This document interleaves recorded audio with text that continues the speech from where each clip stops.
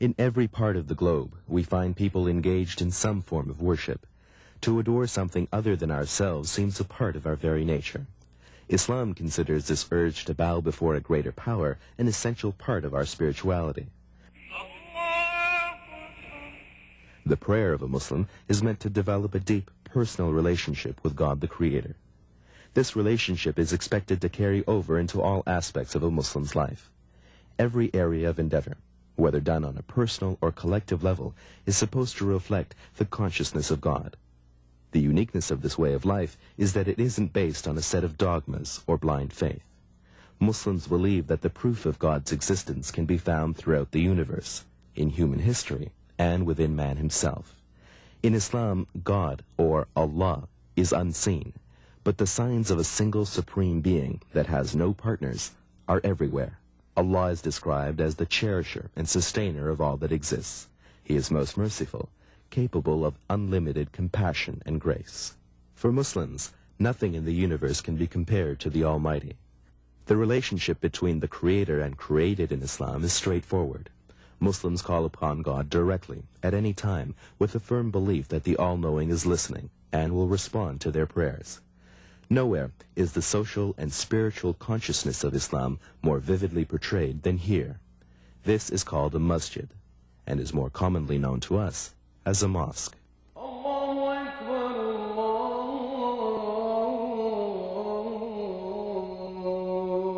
To our understanding, a mosque would be a combination church, school, town hall, and community center. In Islamic history, vast complexes housing universities, hospitals, and libraries were all linked together with the mosque at the center, a holistic approach to worldly and spiritual affairs. This approach is now being emulated in many mosques throughout North America. Over 1 billion people around the world are Muslims. Islam is at the center of a colossal spectrum of countries, cultures, arts, and languages. But the images most of us see about Islam rarely give us the opportunity to appreciate the many civilizations that fall within its domain. The word Islam has a number of meanings in Arabic: peace, purity, surrender, and obedience. Muslims describe Islam as accepting the supremacy of God's will above our own. A Muslim is anyone who freely makes this conscious commitment to God. Two facts about Islam affect us all. It's by far the world's fastest growing religion, and contributions of Muslims throughout history have had a profound impact on the way we live today. Dr. Abdullah Hakim is a respected scholar of Islam in Canada. People tend to think that most Muslims are Arabs, but actually the Arabs only make up 15% of the Muslim world. The largest Muslim country is Indonesia, and actually there are more Muslims in Indonesia than the entire Arab world. When basketball superstar Hakeem Olajuwon wanted to learn more about Islam, he looked past the stereotypes and studied its true teachings. What he found was a new outlook on life, and the edge he needed to become one of the game's great players. At the heart of Islam is the Quran, which is regarded by Muslims as the last testament, God's final divine revelation to humankind. Every word of the Quran is believed to have been chosen by God and then revealed to the Prophet Muhammad over 1400 years ago. Muslims believe the Quran has remained in its original form, unchanged since the time of its revelation. The Quran regards reason and intelligence as important gifts of God and challenges human beings to use these gifts. Do they not contemplate on the Quran? If it had come from some other source than God, they would have found a great deal of contradiction in it. These are the first verses that were revealed of the Quran. Read, in the name of your Lord who created man from something which clings. Read, and your Lord is most gracious.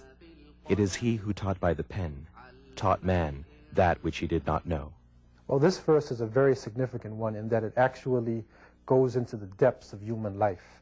It speaks about a fertilized egg, a zygote, which clings from the inside of the uterus. Now how, 1400 years ago, could a person have known about what goes on inside of the human body? But this is only one of the miracles that we find in the Quran. The whole natural world in the Quran is called a revelation. literally. It's a revelation. So scientific pursuit is actually unveiling the meanings of a revelation from God to humankind. Hamza Yusuf is an American-born teacher and student of Islam. In the Islamic tradition, knowledge is the birthright of the human being. That every human being is endowed with not only the desire, but the right to seek knowledge. Pre-Islamically, women, of course, were considered to be subhuman, and not only in pagan pre-Islamic Arabia, but also in prior revelations, women were given a much lesser role than a man. But as we know, God has created man and woman equal. We are equal in the eyes of God in faith and knowledge, and that has been told to us in the Quran by Allah. Nancy Ali was once a Roman Catholic nun. After coming to Islam, she's played an active role in sharing its teachings with others. So women still have that freedom to go to the hilts with whatever she wants to pursue in the field of education, as long as it's, of course, a field with dignity, and share her knowledge with the rest of the world, just side by side with a Muslim male. What I do as trained teachers is have them rethink their whole notion of what European history is, and rethink their whole notion of what this European Renaissance was about. That rational thought, whatever the mind can think of intellectually, scientifically, was never seen to be the enemy of Islam. Audrey Shabazz is the executive director of AWARE, Arab World and Islamic Resources. We now are learning that Latin Christians in the rest of Europe also sent their sons. We don't have any evidence that they sent their daughters to the great universities in Cordoba, knowing that the first thing that these youngsters would have to do would be to become fluent in Arabic, sort of to take the equivalent of ESL classes, so that then they could take the whole range of academic things that were offered to them in every field. And there were no universities in the rest of Europe at the time. The great contributions made in areas such as medicine, optics, science, algebra, geometry, there's so much of that, a good deal of which is still forgotten. And even when it's remembered, the tendency is to simply speak of it very briefly and very quickly. Dr. John Esposito is Professor of Religion and International Affairs at Georgetown University and the author of many books on Islam. He's also the director of the Center for Muslim-Christian Understanding. Islam's flourishing occurred during the Dark Ages, and then when, as it were, Western culture bounced back, it borrowed and reborrowed from the Muslim world. On the other hand, there's almost a need to forget about that. You know, one doesn't like to feel that one's culture is totally dependent upon the other.